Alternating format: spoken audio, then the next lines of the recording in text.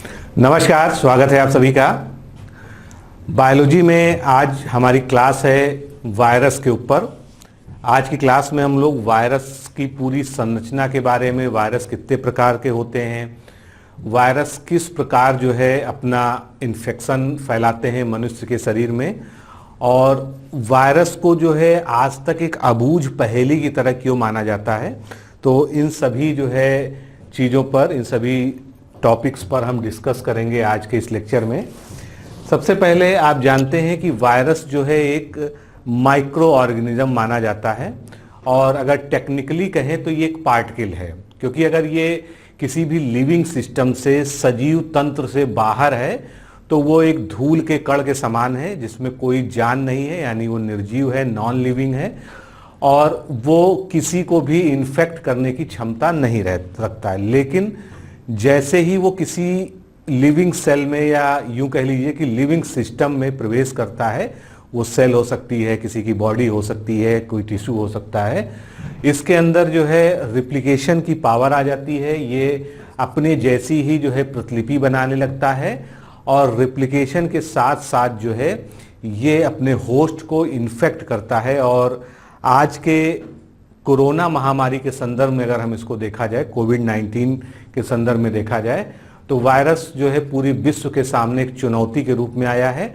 और जब भी कोई नया वायरस आइडेंटिफाई हुआ है वर्ल्ड में, तो उसकी रोकथाम होने तक, उसके लिए जो है प्रिवेंटिव मेजर आने तक, जो है उसकी कोई दवाई या टीका बनने तक जो है वो बहुत सारे जो है लोगों की जान ले लेता है, बहुत बड़ी आबादी को इन्फेक्ट कर चुका होता है।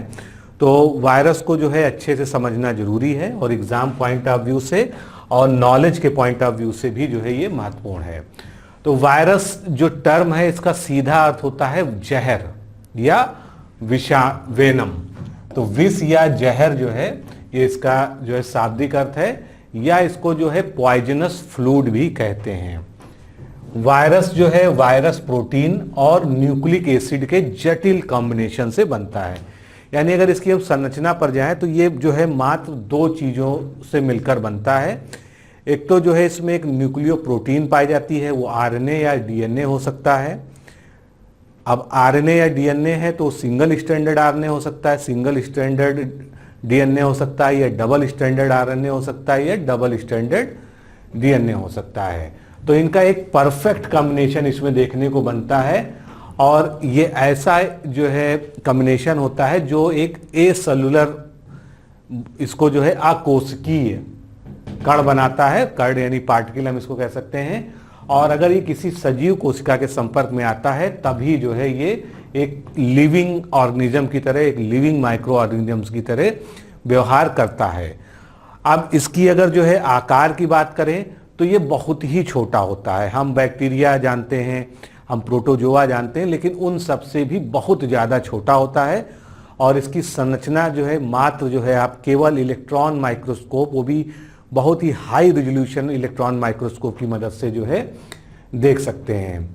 तो ये जो है अगर इसको हम कहें तो ये अति सूक्ष्म इन्फेक्शियस पार्टिकल होते हैं जो अंतःकोशिकीय परिजीवी होते हैं, यानी ऑब्लिगेटरी इंटरसेलुलर पैरासाइट होते हैं।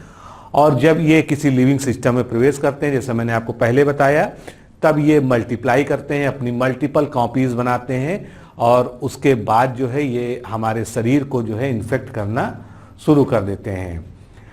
अब सजीव कोशिका के बाहर क्या होता है, ये कि ये नॉन लिविंग जो है पार्टिकल की तरह पड़े रहते हैं। इनमें क्योंकि प्रजनन करने की कोई क्षमता स्वतः नहीं पाई जाती, बिना जो है होस्ट सेल के ये प्रजनन करने में असमर्थ होते हैं। और जो इनका आनुवांशिक पदार्थ है, जेनेटिक मटेरियल है, या तो डीएनए है या तो आरएनए है, लेकिन इनमें किसी तरह की बायोलॉजिकल मशीनरी या स्ट्रक्चर नहीं पाया जाता है। और जो सबसे जरूरी चीज है वो साइटोप्लाज्म या जीवद्रव्य भी नहीं पाया जाता है, क्योंकि जो सजीव शरीर होता है या सजीव जीव होता है, कोई लिविंग ऑर्गेनिज्म होता है, उसके कुछ कैरेक्टरिस्टिक होते हैं। उसमें पोषण की क्रिया होती है, उसमें रिप्रोडक्शन होता है, उसमें जो है बायोकेमिकल प्रोसेसेस चलती हैं, और उसमें जो है जितनी भी ये सभी चीज़ें चलती कहाँ चलती हैं, कोशिका द्रव्य या साइटोप्लाज्म में चलती हैं। तो अब इसके अगर हम निर्जीव के समान या नॉन लिविंग ऑर्गेनिज्म के समान के लक्षणों को देखें तो सबसे पहले जो है ये आता है कि किसी तरह इसे किसी रासायनिक पदार्थ की तरह क्रिस्टलीकृत किया जा सकता है। ये सजीव कोशिका के बाहर कोई भी जो है लाइफ वाला सिम्टम शो नहीं करता है, यानी लाइफ प्रोसेस इसमें कोई भी सजीव लक्षण नहीं दिखाई देता है और एक पार्टिकल की तरह ये बिहेव करता है। वायरस कोशिका सिद्धांत का जो है अपवाद है। क्यों अपवाद है? क्योंकि कोशिका सिद्धांत जो है ये कहती है कि किसी भी शरीर की, किसी भी जो है लिविंग ऑर्गेनिज्म की जो संरचनात्मक और क्रियात्मक इकाई होती है, स्ट्रक्चरल एंड फंक्शनल यूनिट क्या होती है? एक सेल होती है। और इसमें सेल तो है ही नहीं। सेल के नाम पे क्या है? बाहर एक प्रोटीन का खोल है, अंदर आरएनए या डीएनए है, बस इतने से ही जो है ये वायरस बना होता है। लेकिन इसकी अद्भुत क्षमता ये है कि जैसे ही ये लिविंग सिस्टम में प्रवेश करेगा ये जो है सजीव हो जाता है। तो अब जो है हमने वायरस को समझ लिया। वायरोलॉजी या विषाणु विज्ञान, इसमें बहुत सारी खोजें हुई हैं जो आज हम बहुत कुछ जो है सटीकता से बता पाते हैं। हालांकि जो है आज भी अगर देखा जाए तो वायरस जो है अभी पूरी तरह से कोई भी एक्सप्लोर नहीं कर पाया है, उस पर लगातार रिसर्च चल रही है। तो विज्ञान की जिस शाखा के अंदर हम वायरस का अध्ययन करते हैं उनको हम क्या कहते हैं? वायरोलॉजी या विषाणु विज्ञान कहते हैं। सबसे पहले जो है वायरस की खोज इवानोस्की ने 1892 में की। कैसे की?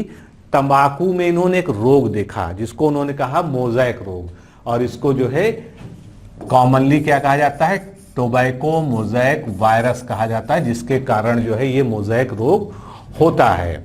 उन्होंने देखा कि अगर एक पत्ती का जो है सैप निकालकर, मतलब उसका जो है जो उसमें उससे द्रव निकालकर दूसरी पत्ती पर वो गिरा देते हैं, उन्होंने जो है एक्सपेरिमेंट किया तो उन्होंने देखा दूसरी पत्ती में भी जो है या दूसरे पौधे में भी वही मोज़ेक रोग हो जाता है।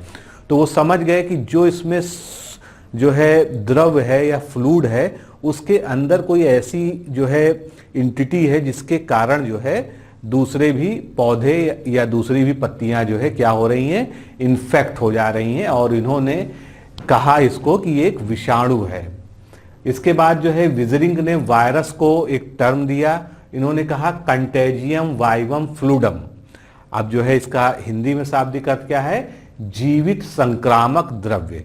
यानी इसमें कुछ ना कुछ ऐसा है जो है जो उन्होंने द्रव आइसोलेट किया कि वो किसी को भी संक्रमित कर सकता है।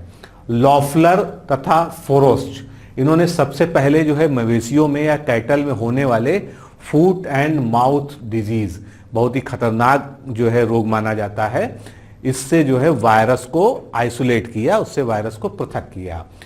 अब बारी आती है WM स्टैनले।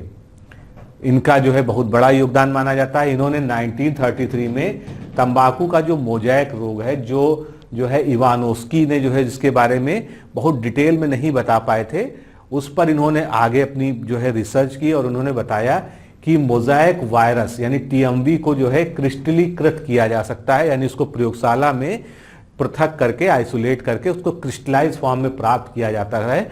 और इस बड़ी खोज के कारण उनको जो है 1946 में जो है नोबेल प्राइज से नवाजा गया, सम्मानित किया गया। इसके बाद आगे चलते हैं हिस्ट्री में। वार्डेन तथा पीरी ने सबसे पहले बताया कि जो वायरस होते हैं ये केमिकली किससे बने होते हैं? प्रोटीन और न्यूक्लिक एसिड से बने होते हैं। और इन्होंने उस समय केवल यही कहा कि न्यूक्लिक एसिड इनमें RNA होता है, क्योंकि उस समय जो है इनको RNA ही मिला होगा, इसलिए वायरस को इन्होंने क्या कहा? न्यूक्लियो प्रोटीन कहा।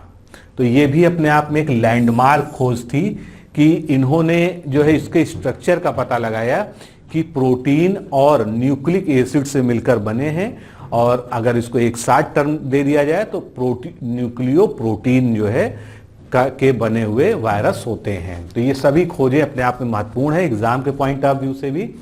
वायरस आकार में बहुत जो है छोटे होते हैं, केवल इलेक्ट्रॉन माइक्रोस्कोप से उनको हम देख सकते हैं। कुछ जंतु वायरस यानी जो एनिमल वायरस होते हैं, क्योंकि वायरस भी जो है डिवाइड किए जाते हैं, प्लांट वायरस और animal virus, depending upon the infect plants और एनिमल्स। सबसे छोटा वायरस जो है पर्वो वायरस होता है, जिसका आकार 20 नैनोमीटर का होता है, जबकि सबसे बड़ा वायरस जो है चेचक का होता है, जिसको पॉक्स वायरस कहते हैं। पॉक्स वायरस मतलब उसकी फैमिली है, पर्टिकुलर टर्म देंगे तो हम वैरियोला तथा वैक्सीनिया, जो 250 नैनोमीटर तक जो है आकार के होते हैं। वायरस आकार में बहुत ज़्यादा वेरिएशन भी प्रकट करते हैं, यानी बहुत छोटे से लेके और जो है उन अपेक्षाकृत बड़े आकार के पाए जाते हैं। जितने भी अधिकतम जो है प्लांट वायरस होते हैं वो रॉड शेप्ड होते हैं या लार्वा जैसे होते हैं, टैडपोल लाइक उनका स्ट्रक्चर होता है। उदाहरण के लिए टीएमवी, टोबैको मोज़ेक वायरस। कुछ वायरस हेलिकल होते हैं, जैसे कि रेबीज का वायरस हेलिकल जो है आप जानते हैं संरचना। कुछ वायरस जो है आइसोसेरल होते हैं, बहुफलकीय होते हैं, जैसे हीरे में जो है कई सारे जो है फलक पाए जाते हैं। इसका एग्जाम्पल अगर हम लेंगे तो हर्पीज वायरस और पोलियो के वायरस जो है इसके एग्जाम्पल में आ जाएंगे। कुछ जो है सर्कुलर होते हैं, स्फेरिकल होते हैं, संरचना में गोल होते हैं, जैसे कि HIV है, इन्फ्लुएंजा है, और आपका अभी रिसेंट जो है कोविड-19 का वायरस यानी कोरोना वायरस, जिसको आप सामान्य रूप से कहते हैं। तो ये थोड़ा जो है हिस्टोरिकल बैकग्राउंड हो गया। अब अगर हम वायरस की संरचना की बात करें, जिसका हमने जो है थोड़ा सा जो है ओवरव्यू ले लिया है, तो ये एक जो है टिपिकल TMV वायरस है, टोबैको मोज़ेक वायरस, जो आपने हाई स्कूल इंटर में इस संरचना को जरूर पढ़ा होगा, क्योंकि ये सबसे पहला जो है ऐसा वायरस था जिसपे सबसे ज़्यादा खोजें हुई। शुरुआत में जो है सबसे ज़्यादा अध्ययन इसी का किया गया। तो आप देख सकते हैं ये रेड कलर से जो है ये क्या दर्शाया गया है, ये इसमें RNA पाया जाता है। इसमें RNA पाया जाता है TMV में, तो इसको हम क्या कहते हैं, RNA वायरस कहते हैं। अब RNA की जगह DNA भी पाया जा सकता है दूसरे वायरसों में, यानी इसको हम क्या कहेंगे, न्यूक्लिक एसिड जो है इसके कोर में पाया जाता है। वो RNA भी हो सकता है, DNA भी हो सकता है। TMV के केस में जो है ये RNA है। चारों तरफ आप देख रहे हैं इसको जो है ये प्रोटीन की जो है खोल है, आवरण है, कवरिंग है, जिसको हम कैप्सिड कहते हैं। अब ये कैप्सिड जो है एज ए होल हमने इसको कहा कैप्सिड, लेकिन अगर हम इसको एक जो है इसके स्ट्रक्चर को ले लें, एक यूनिट को ले लें, तो हम इसको क्या कहते हैं, कैप्सोमियर कहते हैं। यानी कई सारे कैप्सोमियर जो है मिलकर संपूर्ण कैप्सिड को बनाते हैं, जो कि क्या होते हैं, प्रोटीन के बने होते हैं। यानी न्यूक्लिक एसिड प्लस प्रोटीन यानी न्यूक्लियो प्रोटीन जो है इसका। तो ये एक जो है सरलतम तरीका है जो आपको दिखाया जा सकता है। बाकी इसमें जो है बहुत सारी चीजें होती हैं, रिसेप्टर्स होते हैं, किसी में स्पाइक्स पाए जाते हैं। जैसे जैसे हम आगे जो है इस लेक्चर में बढ़ेंगे, अभी आपके सामने जो है चीजें आती जाएंगी।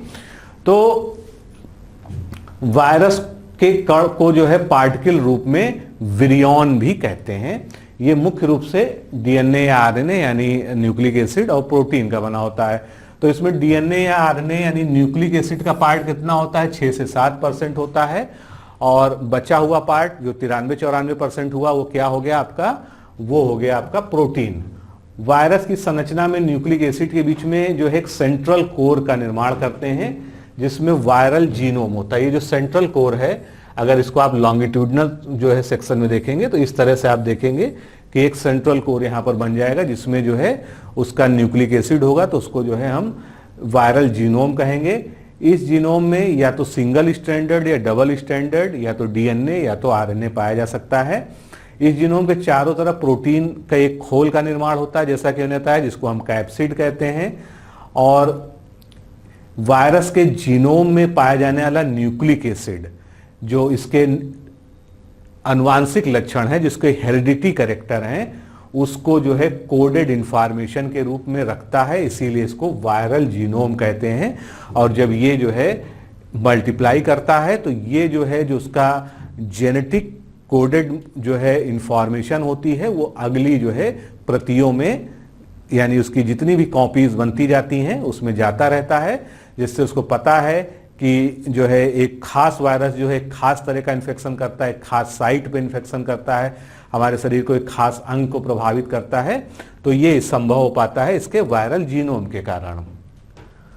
वायरस एक ऐसी एकमात्र संरचना है जिसमें DNA या RNA दो ही अनुवांशिक पदार्थ जो है का कार्य कर सकते हैं, लेकिन दोनों एक साथ नहीं पाए जाते हैं। या तो डीएनए होगा या तो आरएनए होगा, वो फिर जो है डबल स्टैंडर्ड होगा या तो सिंगल स्टैंडर्ड होगा। यहां पर एक जो है डायग्राम के माध्यम से मैं आपको दिखाना चाहता हूं कि आरएनए पाया जा रहा है या डीएनए पाया जा रहा है। इसके आधार पर जो है वायरस को हम अलग अलग कुछ एग्जाम्पल्स को याद रख लेते हैं। जैसे कि आरएनए वायरस की बात करें तो picorna virus, astrovirus, calici virus, flavi virus, toga virus, orthomyxo virus, bunya virus, reo virus, retro virus, corona virus, arena virus, filo virus, rhabdo virus और पैरामिक्सो वायरस। ये सभी क्या हैं? ये सभी आरएनए वाले हैं, जो जिनका जेनेटिक मटेरियल या जीनोम आरएनए होता है। और वहीं पर डीएनए की बात करें तो circo virus, para virus, hepadna virus, papo virus, pox virus, herpes virus और एडिनो वायरस, इनका जो है जेनेटिक मटेरियल क्या होता है? इनका जेनेटिक मटेरियल जो है डीएनए होता है। अब आगे बढ़ते हैं। अब कैप्सिड, हमने जैसा कि कहा कि जो बाहरी खोल है, जो बाहरी आवरण है, जो बाहरी कवरिंग है, वो कैप्सिड होती है। अब कैप्सिड जो है, हमने बात की जो है कि ये चारों तरफ से कैप्सिड है, अंदर जो है इसके जो है ये भी टिपिकल जो है टीएमवी वायरस का ही जो है स्ट्रक्चर है। और एक प्रोटीन सब यूनिट ये है जिसको हम कैप्सोमियर के नाम से जान सकते हैं। और एज ए होल कलेक्टिवली जो है पूरी प्रोटीन सीट को हम क्या कह सकते हैं? कैप्सिड कह सकते हैं। उसके बाद जो है अगर आप इन्फ्लुएंजा वायरस की एनाटॉमी को जो है हाई रिजोल्यूशन जो है माइक्रोस्कोप में देखेंगे, क्योंकि ये जो है काफी जो पहले खोजा जा चुका है वायरस और उस पर बहुत सारी स्टडीज हो चुकी हैं जो हमको जुकाम फैलाता है। तो यहां पर देखते हैं इसमें न्यूक्लियो प्रोटीन बीचों बीच में पाया जा रहा है, जो कि क्या है? आरएनए होता है। फिर इसमें जो है एक लिपिड की लेयर पाई जाती है, लिपिड का एनवलप पाया जाता है इसमें जो है। और ये इसका जो ग्रीन कलर से है, ये इसका कैप्सिड है। कैप्सिड के बाहर एक लिपिड एनवलप होता है जो इसको एक एक्स्ट्रा प्रोटेक्शन देता है। उसके बाद जो है इसमें कुछ स्पाइक्स होती हैं, ये स्पाइक्स हिमेटोग्लूटिन की हैं। और ये देखिए आप जो है, जो ब्लू कलर से आपको स्पाइक्स दिख रहे हैं, ये क्या है? इसको सियालिडेज या न्यूरामिनिडेज कहते हैं। तो ये थोड़ी सी इसकी जो है बड़ी संरचना है। अब थोड़ा सा इसके बारे में देख लेते हैं। कैप्सोमियर की हमने बात कर ली कि एक जो है सब यूनिट जो होती है कैप्सिड की, उसको कैप्सोमियर कहते हैं। और कैप्सोमियर विशेष प्रकार की क्या होती है? प्रोटीन की यूनिट्स होती हैं जो एक या एक से अधिक पॉलीपेप्टाइड चेन से मिलकर बनी होती है। कुछ वायरस में कैप्सिड के अतिरिक्त इसके ऊपर अन्य आवरण भी पाया जाता है, जो हमने इन्फ्लुएंजा वायरस के केस में देखा।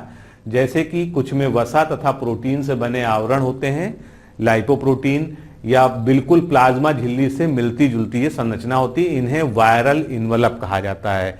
जैसे कि मम्प्स वायरस, हर्पीज का वायरस, इनमें जो है इस तरह की संरचना होती है। कुछ वायरसों में घुंडी या स्पाइक्स पाया जाता है। स्पाइक जो है आपने देखा, और ये स्पाइक जो है आपके कोरोना वायरस में भी पाया जाता है। जो इसे, अब ये स्पाइक का यूज क्या है? ये अपने पोसी यानी जो होस्ट सेल है जिसको ये इन्फेक्ट कर रहा है, उस पे मजबूती से चिपकने के लिए जो है ये होता है। और इसमें जो है एग्लूटिन या न्यूरोमिनिडेज नामक एंजाइम पाया जाता है जो होस्ट सेल से जोड़ने में सहायता करते हैं। और वायरस से इन स्पाइक घुंडियों को हटा देने पर ये क्या हो जाते हैं? संक्रमण विहीन हो जाते हैं। फिर जो है ये इन्फेक्शन नहीं पहुंचा पाएंगे। तो इसके कुछ उदाहरण जो है, जो स्पाइक वाले वायरस हैं, इन्फ्लुएंजा, एचआईवी, ये जो है इसके कुछ टिपिकल एग्जाम्पल हैं। वायरल एंजाइम्स भी पाए जाते हैं, क्योंकि उसकी मदद से जो है ये हमको बीमार करते हैं। तो इसके एनवलप में पाए जाने एंजाइम्स के अलावा कुछ अन्य एंजाइम भी इसके जीनोम से जुड़े होते हैं, जो इसके आनुवांशिक पदार्थ, जो इसका डीएनए है या आरएनए है, जो भी है केस, उसमें जो है डुप्लीकेशन या ट्रांसक्रिप्शन या ट्रांसलेशन में काम आता है। अब ये तीनों प्रक्रियाएं क्या होती हैं? जब हम डुप्लीकेशन की बात करते हैं तो डीएनए या आरएनए जो है, डीएनए से डीएनए बन जाएगा। डुप्लीकेशन मतलब द्विगुणन, 1 से 2 बनना, 2 से 4 बनना, लेकिन मटेरियल सेम रहेगा। अगर डीएनए है तो डीएनए से डीएनए ही बनेगा, आरएनए है तो आरएनए से आरएनए ही बनेगा। वहीं पर जब हम ट्रांसक्रिप्शन की बात करते हैं, ट्रांसक्रिप्शन का मतलब होता है डीएनए से आरएनए का बनना। ये टर्मिनोलॉजी सब याद रखिएगा। डीएनए से आरएनए के फॉर्मेशन को हम ट्रांसक्रिप्शन कहते हैं। ट्रांसलेशन किसे कहते हैं? आरएनए से प्रोटीन का बनना, जिसमें जो हमारे सेल में भी होता है, जहां पर जो है राइबोसोम की एक पॉली राइबोसोम चेन बन जाती है और फिर अमीनो एसिड्स जो है उस पर जो है कोडेड फॉर्म में लग जाते हैं। तो ज़्यादा डिटेल में ना जाके ट्रांसलेशन का मतलब है कि आरएनए से प्रोटीन का निर्माण, और रिवर्स ट्रांसक्रिप्शन का मतलब ये ट्रांसक्रिप्शन का उल्टा हो गया। ट्रांसक्रिप्शन हमने क्या पढ़ा कि डीएनए से आरएनए का बनना, तो रिवर्स ट्रांसक्रिप्शन में क्या हो जाएगा? आरएनए से डीएनए का बनना रिवर्स ट्रांसक्रिप्शन कहलाएगा। तो इसके जीनोम में कौन कौन से एंजाइम पाए जाते हैं वायरस के? एक तो पॉलीमरेज होता है जो सभी वायरसेज में पाया जाता है। पॉलीमरेज का काम ही है कि जो है लॉन्ग चेन न्यूक्लियोटाइड्स की बनाने में मदद करता है। ट्रांसक्रिप्टेज ट्रांसक्रिप्शन की प्रक्रिया के लिए, रिवर्स ट्रांसक्रिप्टेज जो है रिवर्स ट्रांसक्रिप्शन की प्रक्रिया के लिए। ट्रांसक्रिप्टेज जो है डबल स्टैंडर्ड और सिंगल स्टैंडर्ड आरएनए वायरसेज में, और रिवर्स ट्रांसक्रिप्टेज जो है ऑन्को वायरस और एचआईवी वायरस में पाया जाता है। अब इसका नॉमेनक्लेचर, नामकरण और क्लासिफिकेशन की बात करते हैं हम वायरस की। तो वायरस भी जो है बहुत तरह के होते हैं, तो इनको जो है नाम देना या इनको वर्गीकृत करना बहुत ही आवश्यक होता है। लेकिन वायरस के वर्गीकरण के लिए कोई विशेष नियम नहीं बनाए जाते हैं। इनको जो है इनमें पाए जाने वाले जो जीनोम होती है, यानी अगर डीएनए है तो हमने कह दिया डीएनए वायरस है, आरएनए है तो कह दिया आरएनए वायरस है। बाहरी संरचना और जिनको ये इन्फेक्ट करता है, मान लीजिए अगर एनिमल को इन्फेक्ट कर रहा है तो हम कहते हैं एनिमल वायरस है, और अगर प्लांट को इन्फेक्ट कर रहा है तो हम कहते हैं प्लांट वायरस है। तो इनके आधार पर ये वर्गीकृत करते हैं। तो कुछ आधार देख लेते हैं जहां पर इनका वर्गीकरण जो है मोस्टली होता है। तो एक तो जैसा हमने कहा जंतु वायरस या एनिमल वायरस, इसका टेक्निकल टर्म है जूफेजेस। जंतु वायरस का जूफेजेस है। ये जो है एनिमल सेल में रोग उत्पन्न करता है, इसीलिए इसको जूफेजेस कहते हैं। और जूफेजेस में न्यूक्लिक एसिड के संभावित सभी 4 प्रकार के कॉम्बिनेशन पाए जाते हैं। 4 प्रकार के कॉम्बिनेशन क्या हो गया? एक तो सिंगल स्ट्रैंडेड आरएनए हो गया और सिंगल स्ट्रैंडेड डीएनए हो गया, 2 तो यही हो गए। फिर डबल स्ट्रैंडेड आरएनए और डबल स्ट्रैंडेड डीएनए। तो ये 4 संभावित जो प्रकार होते हैं वो सभी 4 प्रकार जो है जूफेजेस में पाए जाते हैं। फिर अगला तरह का है, जैसा हमने बात की कि प्लांट को इन्फेक्ट करेगा तो उसको हम क्या कहेंगे? प्लांट वायरस या फाइटोफेजेस कहेंगे। और इनका जो है मोस्टली जीनोम जो है आरएनए होता है, और इनमें भी जो है सिंगल स्ट्रैंडेड आरएनए वाले वायरस अधिक होते हैं। ये थोड़ा सा इनका कैरेक्टरिस्टिक होता है। किसी भी जो है प्लांट वायरस में सिंगल स्ट्रैंडेड डीएनए नहीं पाया जाता है, ये आप नोट कर सकते हैं। ये अभी तक जो है इसका अपवाद जो है कोई उपस्थित नहीं है। टोबैको मोज़ेक वायरस जो है एक ऐसा पहला वायरस था जो आइसोलेट किया गया, आर्टिफिशियली क्रिस्टलाइज किया गया, और इसका जीनोम आरएनए होता है। अधिकांश प्लांट वायरसेज आर्थ्रोपोडा संघ के जीवों को वाहक बनाते हैं, यानी जो है आर्थ्रोपोडा के जो है कीट जो होते हैं या जीव होते हैं वो क्या बनते हैं? वेक्टर का काम करते हैं इन वायरसेज के। कुछ प्लांट वायरसेज ऐसे भी होते हैं जो एनिमल्स में भी रोग उत्पन्न कर सकते हैं। अब एक और कैटेगरी है इनकी जिनको हम बैक्टीरियोफेजेस कहते हैं। बैक्टीरियोफेजेस, बैक्टीरिया और फेज यानी बैक्टीरिया भोजी यानी जीवाणु भोजी। बैक्टीरिया को खाने वाला वायरस क्या कहलाएगा? बैक्टीरियोफेज कहलाएगा। और ये बहुत ही महत्वपूर्ण है क्योंकि जितनी भी आज तक एडवांस स्टडीज हुई हैं और अभी भी जो बायोटेक्नोलॉजी में जो है रिकॉम्बिनेंट डीएनए टेक्नोलॉजी या जो है इस तरह की जितनी भी जो है टेक्नोलॉजीज यूज होती हैं जीनोम को लेकर, उसमें जो है एक प्रैक्टिकल मटेरियल के रूप में एक जो है प्रयोग करने के लिए बैक्टीरियोफेजेस का जो है इस्तेमाल किया जाता है।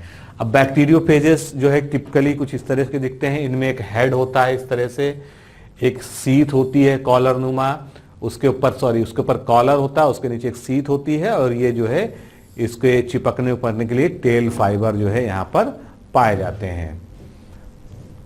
तो ये अपने टेल का प्रयोग क्या करता है, होस्ट सेल में छेद करके अपने जो है अनुवांशिक पदार्थ यानी डीएनए या आरएनए को उनमें प्रवेश कराने के लिए करता है। और इसका होस्ट क्या है, बैक्टीरिया। हमेशा याद रखिएगा, ये बैक्टीरिया को इन्फेक्ट करते हैं, ये ऐसे वायरस हैं। तो बैक्टीरियोफेज जो है जीवाणु कोशिकाओं के पैरासाइट होते हैं। यह बैक्टीरिया की कोशिका में छेद कर अपने जीनोम को प्रवेश करा देते हैं। उसके बाद वो वायरल जीनोम जीवाणु कोशिका के जीवद्रव तथा एंजाइम्स का इस्तेमाल कर लेता है, यानी पूरी तरह से वो बैक्टीरियल सेल को हैक कर लेता है और उसी के बैक्टीरिया के ही जीनोम, बैक्टीरिया के ही एंजाइम्स को यूज करके वो अपने जैसी प्रोटीन बनाना शुरू करता है और अपने जैसा जीनोम बनाना शुरू करता है और कुल मिलाकर अपने जैसी जो है कॉपीज हजारों जो है नए वायरस बना लेता है। अब ये इनके भी जो है कई प्रकार हैं जो बैक्टीरियोफेजेस हैं, तो एक एक करके देख लेते हैं। एक है वायरुलेंट या लाइटिक टाइप। इसमें जो है बैक्टीरियोफेज अपना जो है मल्टीप्लिकेशन या द्विगुणन कोशिका के अंदर ही करते हैं। किस कोशिका के अंदर, जीवाणु या बैक्टीरिया सेल के अंदर करते हैं। इसके पश्चात संपूर्ण पोषी जीवाणु कोशिका फट जाती है तथा हजारों नए जो है फेजेस या वायरस मुक्त हो जाते हैं। अब इसके नाम क्या है, उदाहरण तो लिटिक या विरुलेंट टाइप बैक्टीरियोफेजेस के उदाहरण है T2 phase, T4 phase, T6 phase. इसके बाद टेम्परेट या लाइसोजेनिक, ये क्या करता है, ऐसे वायरस का जीनोम जो है होस्ट बैक्टीरिया के जीनोम से जुड़ जाता है, दोनों के जीनोम जुड़ जाते हैं और इसे अब जो है प्रोवायरस या प्रोफेज कहने लगते हैं। जब दोनों के जो है जीनोम आपस में, चाहे वो डीएनए हो चाहे आरएनए आपस में जुड़ जाते हैं, तो इसको प्रोवायरस या प्रोफेज कहते हैं। ये प्रोफेज जो है होस्ट बैक्टीरिया में नई प्रोटीन बनाने लगते हैं, नए तरह की प्रोटीन बनाने लगते हैं, जिसके कारण इसमें होस्ट बैक्टीरियम के भी कुछ नए लक्षणों का जन्म होता है। कुल मिलाकर हम कह सकते हैं कि एक तरह से वायरस भी अपना फॉर्म बदल देता है। इस प्रक्रिया को लाइसोजेनी कहते हैं। जिस पोषी यानी होस्ट बैक्टीरिया में होता है उसको लाइसोजेनिक या फेज कन्वर्जन कहते हैं। फिर साइनोफेज आते हैं। ये वायरस जो है ब्लू ग्रीन एल्गी जो यूनिसेलुलर होते हैं, तो ब्लू ग्रीन एल्गी को इन्फेक्ट करते हैं और इन वायरसों का जीनोम क्या होता है, डीएनए होता है साइनोफेजेस का। फाइकोफेजेस, फाइको मतलब जो है एल्गी होता है, यानी शैवाल को इन्फेक्ट करने वाले वायरस, इनमें भी जीनोम डीएनए होता है। माइकोफेजेस, माइको मतलब फंजाई, कवक, तो ये वायरस जो है कवकों के या फंजाई के पैरासाइट होते हैं। ये हायर फंजाई जैसे पेनिसिलिनियम और एस्पेरजिलस में इन्फेक्शन फैलाते हैं।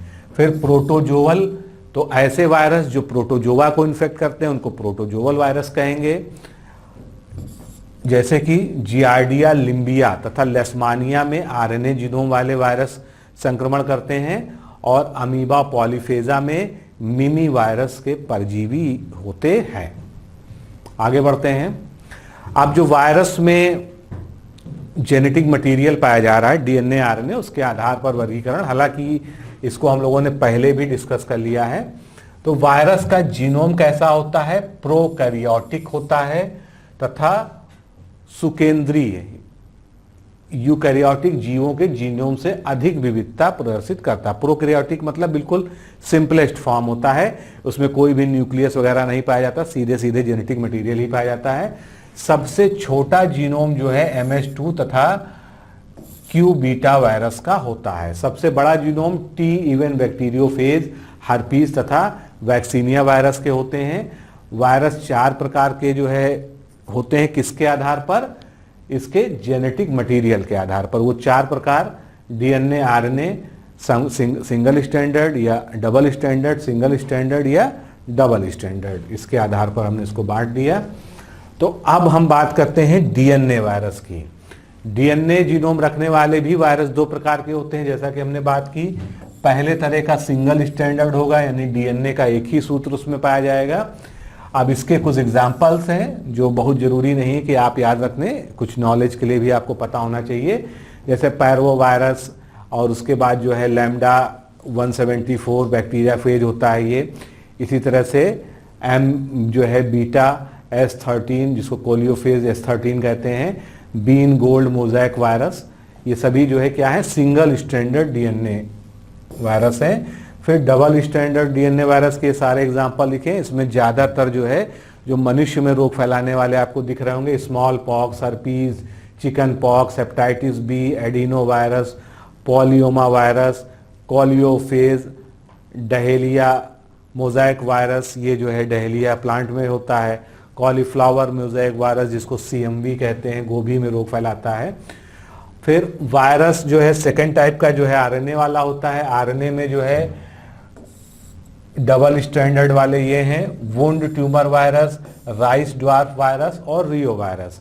और सिंगल स्टैंडर्ड आरएनए वाले जो है पोलियो वायरस। अब ये कुछ ऐसे एग्जाम्पल हैं, हेपेटाइटिस ए वायरस, ये भी सिंगल स्टैंडर्ड आरएनए का है। हेपेटाइटिस ई, रुबेला जिसको हार्ड मीजल्स जिससे होता है, yellow fever, dengue fever, SARS जो कोरोना वायरस है ये इसी में आता है।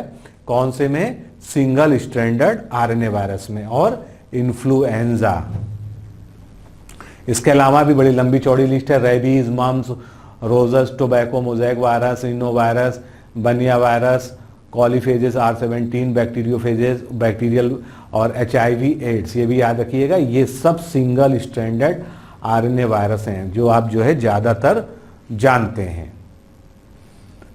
अब रेट्रोवायरस क्या है? जिन वायरस में सिंगल स्टैंडर्ड आरएनए जीनोम के रूप में पाया जाता है उनको हम स्पेशली रेट्रोवायरस एक टर्म देते हैं। इन वायरस में क्या होती है खासियत? सिंगल स्टैंडर्ड आरएनए तो इसमें भी पाया जाता है, लेकिन इनकी क्या खासियत है रेट्रोवायरस की? ये सिंगल स्टैंडर्ड वायरस तो रखते हैं लेकिन इनमें रिवर्स ट्रांसक्रिप्शन होता है। रिवर्स ट्रांसक्रिप्टेज नामक एंजाइम पाया जाता है जिससे सिंगल स्टैंडर्ड आरएनए से डबल स्टैंडर्ड आरएनए का निर्माण हो जाता है। इन्हें रियो वायरस भी कहते हैं। अब इसके उदाहरण जरूर याद रखिएगा कि रिवर्स ट्रांसक्रिप्टेज या रिवर्स ट्रांसक्रिप्शन किन में होता है। ऑन्को वायरस है आपका, HIV एड्स वायरस है, रोसस सार्कोमा वायरस है, ये सभी जो है इस तरह का जो है करते हैं। अब ये HIV एड्स का जो है ये एक डायग्राम आपके सामने दिया गया है क्योंकि HIV एड्स पे बहुत ज़्यादा खोज हो रही है और होती आ रही है, क्योंकि अभी तक जो है इसकी कोई सटीक दवा बनाने में जो है वैज्ञानिक सफल नहीं हो पाए हैं। अभी इसको अलग से पढ़ेंगे क्योंकि एड्स जो है अपने आप में एक पूरा टॉपिक है जिसको हम पढ़ेंगे।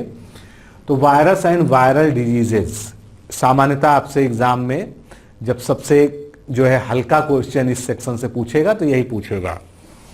तो ये आपके सामने एक लिस्ट है। स्मॉल पॉक्स जिसको हम चेचक कहते हैं, ये वेरिसेला वायरस से होता है। चिकन पॉक्स और चिकनगुनिया वेरियोला जोस्टर से होता है। काउ पॉक्स जो है वैक्सीनिया वायरस से होता है। येलो फीवर फ्लैवी वायरस से होता है। डेंगू फीवर फ्लैवी वायरस होता है। मीजल्स जो है मॉर्बिली वायरस से होता है। मम्स पैरामिक्सो वायरस से होता है। रेबीज जो है लिसिया वायरस से होता है। कॉमन कोल्ड जो है राइनो वायरस से होता है। फिर निमोनिया, ये निमोनिया वायरस इसका नाम है, वैसे इसको रिस्पायरेटरी सिनिट्रिकल वायरस या RVS कहते हैं, जो हमारे लंग्स में जो है निमोनिया काज करता है। इंसेफ्लाइटिस जो हमारे मस्तिष्क की बीमारी है, इसको मस्तिष्क ज्वर भी कहा जाता है, इसके लिए अल्फा वायरस जिम्मेदार होता है। हेपेटाइटिस जो है हेपेटाइटिस वायरस से होता है। पोलियो वायरस भी जो है पोलियोमाइस्टिस जो बीमारी है। फिर फीवर ब्लिस्टर या हर्पीस सिम्प्लेक्स से होता है। एड्स जो है किससे होता है? HIV से होता है। ह्यूमन इम्यूनोडिफिशियंसी वायरस से होता है। कैंसर ऑन्को वायरस के से होता है। इबोला वायरस से होता है। स्वाइन फ्लू H1N1 वायरस से होता है। मायोकार्डाइटिस जो हमारे हार्ट में जो है वायरल इन्फेक्शन की बीमारी होती है वो कोसैक्स वायरस से होता है।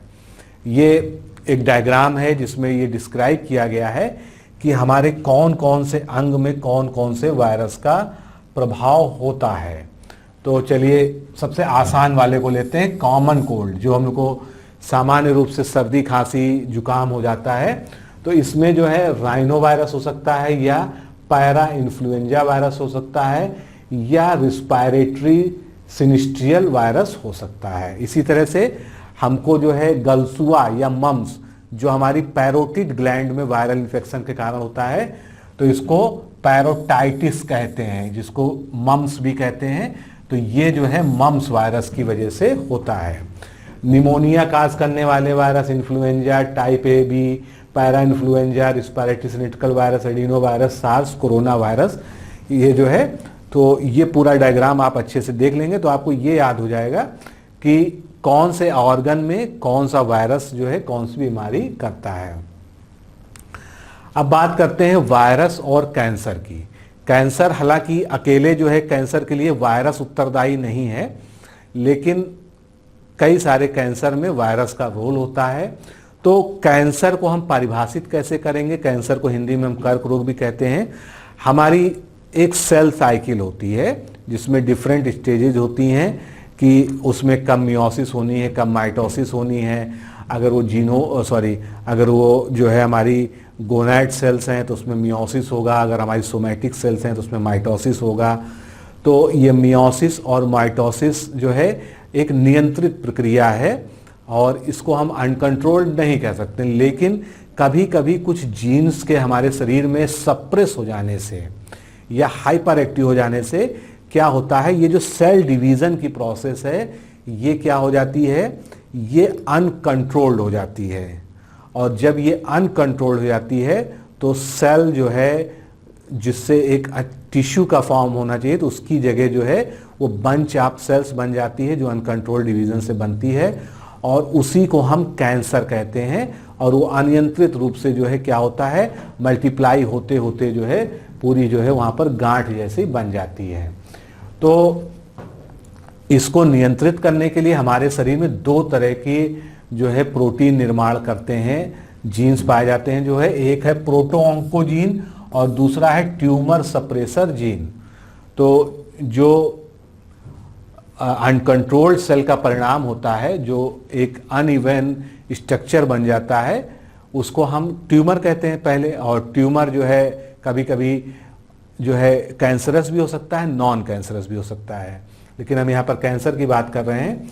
तो अगर इन जीन्स में कौन सी, प्रोटोऑन्कोजीन्स और ट्यूमर सप्रेसर जीन्स में कोई भी उत्परिवर्तन या म्यूटेशन हो जाता है, या किसी भी केमिकल या जो है फिजिकल या आयोनाइजिंग रेडिएशन जो है, जैसे कि आप जो है कई बार आपको किसी बीमारी के कारण जो है सीटी स्कैन कराना पड़ा, एमआरआई कराना पड़ा, तो आप जो है आयोनाइजिंग रेडिएशन में जाते हैं। तो इन सभी कारणों से क्या हो सकता है कि ये जो जीन्स हैं जो कैंसर को रोकने के लिए हमारे शरीर में पाए जाते हैं, ये जीन्स म्यूटेट हो जाएंगे, और म्यूटेट होने की वजह से ये कैंसर की स्थिति पर नियंत्रण नहीं रख पाएंगे और सेल डिवीज़न जो है उस एक पर्टिकुलर अंग का क्या हो जाएगा, अनियंत्रित हो जाएगा। तो इससे क्या बन जाएगा, प्रोटोऑन्कोजीन सक्रिय परिवर्तन कर देता है हमारे शरीर में। जो कोशिका वृद्धि है और सेल डिवीज़न है, दोनों से नियंत्रण हट जाता है और ट्यूमर का निर्माण होने लगता है। मनुष्यों में जो कैंसर होता है उसमें 20% रोल जो है वायरस का होता है, बाकी बहुत सारे एक्सटर्नल फिजिकल और केमिकल फैक्टर्स होते हैं और रेडिएशन वाले फैक्टर होते हैं। तो ऐसे वायरस जो मनुष्य में कैंसर उत्पन्न करते हैं उनको हम ऑन्को वायरस कहते हैं। सभी आरएनए वायरस तथा कुछ डीएनए वायरस अपने जीनोम में ऑन्कोजीन नेचुरली रखते हैं, तथा जब ये किसी मनुष्य पर आक्रमण करते हैं तो उसकी कोशिका में ऑन्कोजीन पहुंचकर कैंसर उत्पन्न कर देते हैं। कभी कभी वायरस संक्रमित कोशिका में कुछ ऐसे प्रोटीन या रसायनों का निर्माण कर देते हैं जो कोशिका में उपस्थित ऑन्कोजीन को सक्रिय कर देते हैं। तो वायरस के जीनोम में ऑन्कोजीन पूर्ववर्ती होस्ट सेल से ही आता है। इसके बाद जो है हमने वायरस की बात कर ली, अब जो है हम देखेंगे कि कुछ ऐसे भी जो है पार्टिकल्स होते हैं जो वायरस लाइक होते हैं, लेकिन उनको हम एग्जैक्ट वायरस ना कह के क्या कहते हैं, सब वायरल एजेंट्स कहते हैं। तो इनके कई सारे उदाहरण हैं जिनसे प्रायः प्रश्न पूछे जाते हैं। तो सब वायरल एजेंट्स में जीनोम पाया जाता है, परंतु इसमें एक वायरस में पाए जाने वाले सभी गुण विद्यमान नहीं होते हैं, कोई ना कोई एक गुण जो है लैकिंग होता है। सारे गुणों में क्या है, न्यूक्लियो प्रोटीन होना चाहिए, उसमें जो है न्यूक्लिक एसिड और प्रोटीन जरूर होना चाहिए, फिर वो इनएक्टिव होना चाहिए, होस्ट सेल के संपर्क में आने पे जो है वो इन्फेक्शियस हो जाता है। तो एक एक कर को हम देखते हैं। सबसे पहले हम विरियॉइड या वायरॉइड की बात करते हैं। ये अभी तक खोजे गए सबसे छोटे संक्रामक कण होते हैं। ये गोल छोटे आरएनए के अणु होते हैं, मतलब ये केवल आरएनए होते हैं, इनमें कोई भी प्रोटीन की कवरिंग नहीं पाई जाती। अब इनकी खोज कैसे हुई थी? पोटैटो में या आलू में स्पिंडल ट्यूबर रोग होता है, उसी में जो है ओ डीनियर नामक साइंटिस्ट ने जो है इसकी खोज की थी। इनको रेप्लिकेशन के लिए आरएनए पॉलीमरेज एंजाइम की आवश्यकता होती है। ये एक पौधे से दूसरे पौधे की कोशिकाओं तक भौतिक रूप से पहुंच जाते हैं। ऐसा माना जाता है कि इनकी उत्पत्ति एमआरएनए से टूटकर हुई है, और विरियॉइड की खोज जो है ओ डायमर ने 1971 में की थी, जैसा कि हमने पढ़ा। अब हमने एक बात यहां पर पढ़ी कि ये जो है एक जो है पौधे से दूसरे पौधे में पहुंच जाते हैं। कैसे पहुंच जाते हैं? ये देखिए, आप दो पत्ते हैं, अगर इनको आपस में रगड़ दिया जाता है तो इस तरह से वायरस पहुंचा, ये वायरस जा रहा है, और ये वायरस जाके जो है जीनोम को परिवर्तित करके मल्टीप्लिकेशन शुरू करके अपनी कई सारी जो है कॉपीज बना लेता है। तो ये जो आपको जो है ये डायग्राम जो है दिख रहा है, ये इसी का है कि किस तरह से विरियॉइड जो है इन्फेक्शन फैलाता है। तो अगर हम एक शब्द में कहें कि विरियॉइड क्या है, तो ये जो है केवल जो है जेनेटिक मटेरियल है, यानी इसमें केवल आरएनए का छोटे अणु पाए जाते हैं बस। और वो भी आरएनए कैसा होता है? सर्कुलर वाला आरएनए होता है, इसमें कोई प्रोटीन की कवरिंग नहीं पाई जाती है। आगे बढ़ते हैं, सैटेलाइट वायरस की बात करते हैं। इसकी खोज जो है बी कसानिक ने की थी। एक इनकम्प्लीट वायरस होता है, मतलब इसको हम कंप्लीट वायरस नहीं कर सकते हैं। इन वायरस में अपने रिप्लिकेशन के लिए किसी अन्य सह संक्रामक यानी को इन्फेक्शन की सहायक वायरस की आवश्यकता होती है। सैटेलाइट वायरस तथा सहायक यानी जो इसका हेल्पर वायरस होता है, दोनों अलग अलग वायरस होते हैं। ये अपने अपने अलग अलग कैप्सिड भी रखते हैं तथा एक दूसरे से स्वतंत्र रूप किसी कोशिका में संक्रमण फैलाते हैं। तीसरी तरह के हो गया विरियोसॉइड या वायरसॉइड। ये जो है सर्कुलर आरएनए होता है, जिस तरह से हमने वायरॉइड में देखा, जो एक वास्तविक वायरस के कैप्सिड में पाया जाता है, लेकिन इनकी पूरी संरचना जो है वायरॉइड के समान ही होती है, और इसकी खोज जो है J.W. रैंडल्स ने की थी। मतलब वायरॉइड में क्या होता है, आरएनए के कुछ गोल अणु पाए जाते हैं, लेकिन ये जो है ये सर्कुलर आरएनए अपने आप में कंप्लीट होता है। जैसे आप ये कंसीडर कर सकते हैं कि कोई वायरस था और उसमें जो है ये सर्कुलर आरएनए था अंदर, और अगर इसकी जो है प्रोटीन की कैप्सिड हटा दी जाए तो क्या बचा? केवल आरएनए बचा। तो यही आरएनए क्या है? विरियोसॉइड है। अगला टाइप हम देखते हैं, ये है विरियोनो या वायरिनो। इनकी क्या खासियत होती है? इनमें न्यूक्लिक एसिड भी पाया जाता है और प्रोटीन की कवरिंग भी पाई जाती है। वायरस लाइक जो है दोनों चीजें हैं, लेकिन इसमें क्या चीज लैकिंग है? इनका जो न्यूक्लिक एसिड है वो नॉन कोडिंग है, यानी वो कोड नहीं कर सकता है, और ये जो है होस्ट कोशिकाओं से मिलकर बनता है, तो ये नॉन कोडिंग वाला होता है। फिर प्रियॉन्स या जो है स्लो वायरस। अब ये थोड़ा सा जो है इंपॉर्टेंट है एग्जाम पॉइंट ऑफ व्यू से। ये क्या है? ये केवल इन्फेक्शियस प्रोटीन। अभी तक हमने जितना पढ़ा सभी में न्यूक्लिक एसिड था या उनके साथ में प्रोटीन भी था, लेकिन ये क्या है? इसकी प्रोटीन ही रोग कारक होती है, इसमें न्यूक्लिक एसिड पाया ही नहीं जाता है। इसकी जो प्रोटीन है वो इन्फेक्शियस होती है, यही आपको याद रखना है। प्रियॉन में या स्लो वायरस में इसकी खोज जो है DC गैजडेस्क ने 1968 में पपुआ न्यू गिनी में एक जनजाति में कुरू डिजीज, जिसको लॉफिंग डेथ डिजीज के कारण का पता लगाते समय किया था, उन्होंने पाया कि ये रोग किसी जो है एक स्लो वायरस इन्फेक्शन के कारण हो रहा है, क्योंकि वायरस जो है बहुत तेजी से इन्फेक्शन करता है, लेकिन इसका इन्फेक्शन बहुत धीमे धीमे होता है। तो प्रूजियर ने प्रियॉन के कारण होने वाले रोग, ये पूछा भी जाता है प्रियॉन्स के कौन कौन से रोग होते हैं, मैड काउ डिजीज, उसके अलावा जो है क्रूड्सफेल्ड्स जैकब डिजीज, जिसमें क्या होता है, इंसैनिटी इन यंग पीपल, जो छोटे बच्चे होते हैं, जो है किशोरावस्था में बच्चे होते हैं, उनमें इंसैनिटी हो जाती है, यानी कि उनका जो है मानसिक जो है स्तर सही नहीं होता है। उसके अलावा एल्जाइमर के बारे में भी कहा जाता है कि एल्जाइमर का कारक जो है प्रियॉन होता है, और इस खोज के लिए उनको नोबेल प्राइज दिया गया था 1997 में। तो ये बहुत इंपॉर्टेंट पॉइंट है, प्रिजनर का आपको नाम भी याद रखना है और प्रियॉन से होने वाली डिजीज के नाम भी याद रखने हैं। ये बहुत छोटी प्रोटीन होती है जो मस्तिष्क कोशिकाओं के किसी जीनोम द्वारा निर्मित होती है, यानी हमारे दिमाग में ही बनती है, तथा संक्रामक रोगाणुओं की तरह ये व्यवहार करती है। प्रियॉन प्रोटीन अपने आप को स्वयं नहीं बनाती है, बल्कि ये जो है क्या है, होस्ट सेल के प्रोटीन की संरचना में परिवर्तन के लिए प्रेरित करती है तथा उसे भी प्रियॉन प्रोटीन में परिवर्तित कर देती है। अतः प्रियॉन प्रोटीन में भी होस्ट सेल प्रोटीन का ही परिवर्तित रूप या मॉडिफाइड फॉर्म होता है। तो कुल मिलाकर प्रियॉन्स क्या है, बहुत ही स्मॉल प्रोटीन के पार्टिकल्स हैं जो इन्फेक्शियस होते हैं, और ये खासकर जो है हमारे मस्तिष्क संबंधी रोग, अगर मनुष्यों में बात की जाए तो मनुष्य संबंधी रोगों में का जो है ये करते हैं। प्रियॉन ट्रांसमिसिबल स्पंजी फॉर्म स्टिल्पोपैथी के कारक होते हैं, इससे मस्तिष्क स्पंजी हो जाता है और नष्ट हो जाने के कारण मृत्यु भी हो जाती है। प्रियॉन्स के कारण ही पार्किंसंस रोग भी होता है। अभी खैर अल्जाइमर्स और पार्किंसंस जो है बहुत ज़्यादा इसके बारे में 100% जो है कोई भी साइंटिस्ट नहीं कह पाता, लेकिन ऐसा माना जा रहा है कि ये इस इन्फेक्शियस प्रोटीन यानी प्रियॉन्स के कारण जो है पार्किंसंस भी होता है।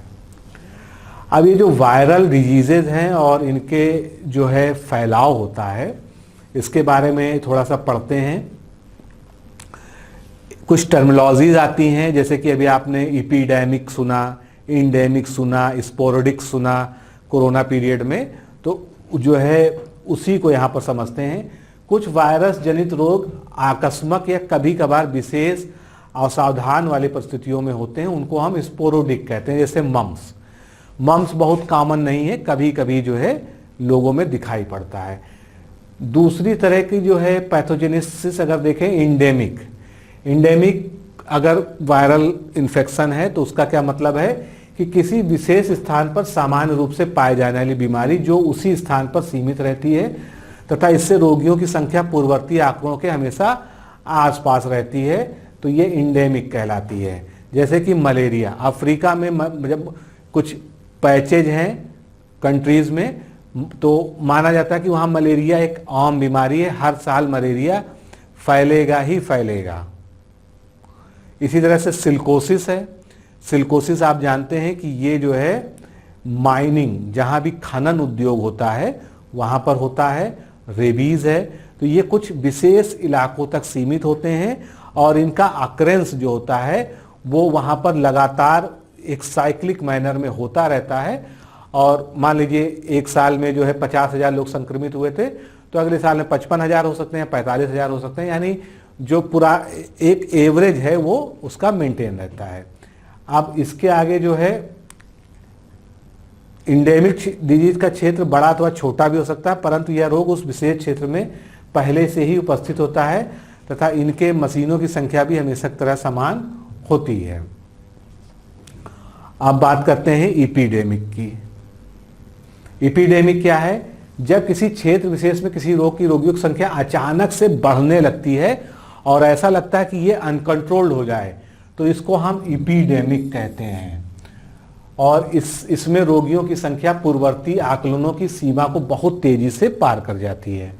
साथ ही इसमें रोग अपने सामान्य क्षेत्र यानी जो उसका नेटिव एरिया है, मान लीजिए हमने कहा कि मलेरिया में जो है ज़ोंबिया में मलेरिया जो है हर साल फैलता है, लेकिन अगर वो ज़ॉम्बिया से निकलकर जो है उसकी अगल बगल की कंट्रीज को भी जो है प्रभावित करने लगे, तो नए क्षेत्रों को भी संक्रमित कर दे, तो इस अवस्था में रोग और रोगियों की संख्या नियंत्रण से बाहर जो है हो जाती है, जिसको ऑप्टॉइड एंडेमिक कहते हैं, जैसे कि कोविड-19। अब बात करते हैं पैंडेमिक की। पैंडेमिक जो है उससे भी बड़ा जो है प्रसार रखता है। पैंडेमिक का सीधा सा मतलब ये है कि अभी तक हम कह रहे थे कि कोई जो है बीमारी अफ्रीकन कॉन्टिनेंट में ही होती है, लेकिन अगर यही बीमारी फैल के वर्ल्ड वाइड हो जाए, जैसे कि हमने कोविड-19 में देखा, तो उसको हम पैंडेमिक कहते हैं। यानी इसका प्रसार जो है महासागरों के पार भी जो है महाद्वीपीय प्रसार उसका हो जाता है, तो इसको जो है पैंडेमिक कहते हैं। और इसका जो है भूभाग या क्षेत्रफल जो है फैलाव का बहुत ज़्यादा होता है, जैसे कि कोविड-19, फ्लू, प्लेग, इन्फ्लुएंजा, ये सभी जो है पैंडेमिक के रूप में हो चुके हैं। अब वायरस जैसा अजीबोगरीब जो है एंटिटी जो सभी को परेशान करता है, तो आखिर कुछ मैकेनिज्म भी होगा हमारे शरीर में कि वायरस के इन्फेक्शन से लड़ सके, क्योंकि वायरस का इन्फेक्शन अचानक हो जाता है, पता नहीं चलता है, इतने सूक्ष्म जीव होते हैं ये कि किसी को आभास भी नहीं होता है, और जब तक ये डिटेक्ट होता है तब तक जो है इसका असर हो जाता है। तो वायरस के प्रति जो हमारी रक्षा प्रणाली है, डिफेंस सिस्टम हमारा है, या यूँ कह लीजिए कि हमारा शरीर का जो इम्यूनिटी रिस्पॉन्स है, इसको हम दो बड़े भागों में बांट सकते हैं। सबसे पहले हम बात करते हैं नेचुरल डिफेंस सिस्टम की, या प्राकृतिक रक्षा तंत्र जो नेचुरली हमारे शरीर में होता है। तो नेचुरली क्या होता है? इंटरफेरॉन्स। इंटरफेरॉन टर्म अगर आपने नहीं सुना है तो जरूर जान लीजिए। इंटरफेरॉन एक विशेष तरह की प्रोटीन होती है जो एंटीवायरल प्रॉपर्टी रखती है और वायरल इन्फेक्शन को ये खत्म करने का काम करती है। तो यह एक प्रतिवायरस या एंटीवायरल प्रोटीन है जो वायरस संक्रमित कोशिकाओं से निकलता है और वायरस को मार देता है। इसकी खोज जो है इसैक्स और लिंडमैन ने की थी। बाद में यह पता चला कि ये एक प्रकार का ग्लाइकोप्रोटीन होता है। प्रोटीन तो हमको पता था, लेकिन इसका टाइप क्या है? ग्लाइकोप्रोटीन होता है जो इन्फेक्टेड, किससे इन्फेक्टेड? वायरस से इन्फेक्टेड कोशिका से बाहर विसरित होता रहता है, डिफ्यूज होता रहता है। इंटरफेरॉन संक्रमित कोशिकाओं में उपस्थित वायरसों पर कोई कार्य नहीं करता। मतलब उस कोशिका में जो संक्रमण फैला रहे हैं वायरस अंदर घुसकर, उन पे तो ये काम नहीं कर पाएगा, लेकिन उस वायरस की प्रोटीन के निर्माण को रोक देता है, जिससे उनका संक्रमण नहीं हो पाता है।